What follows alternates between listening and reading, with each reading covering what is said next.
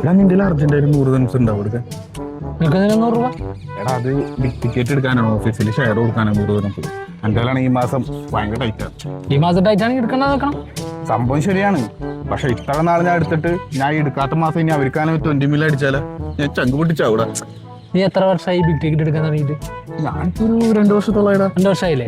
എല്ലാ മാസം 100 200 ഒക്കെ വെച്ച് കൊടുക്കും.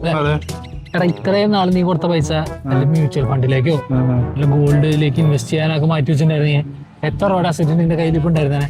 ശരിയാണല്ലേ അത്. ഈ ബിഗ് ടിക്കറ്റ് ഒഴിവാക്ക്. ഞാൻ അത്രയ്ക്ക് ചിന്തിച്ചില്ല. ഇൻവെസ്റ്റിംഗ് തിരിഞ്ഞേ. അതെ അതെ, അങ്ങനെ നോക്കണം. ചിന്തിക്കട്ടാ. അതെടാ ശരി. അവൻ പറഞ്ഞതിൽ കാര്യം ഉണ്ടായിരുന്നു. ആ ബിഗ് ടിക്കറ്റിന് കൊടുക്കുന്ന കാശ് ഉണ്ടായിരുന്നെങ്കിൽ ഇപ്പൊ എവിടെയെങ്കിലും ഇൻവെസ്റ്റ് ചെയ്തെങ്കിൽ എന്തോരം കാശ് ഇപ്പൊ കയ്യിലിരുന്നേനെ. ഇനിയെങ്കിലും നോക്കണം.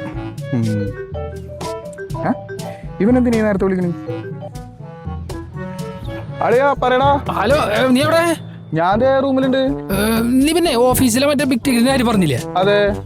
അത് ഒരാൾക്ക് എത്ര ഷെയർ? അത് 100 ദിർഹംസ്. അപ്പൊ അങ്ങനെയാണെങ്കിൽ ഞാനൊരു 200 ആക്കി എന്റെ കൂടി അതിലിട്ടോ.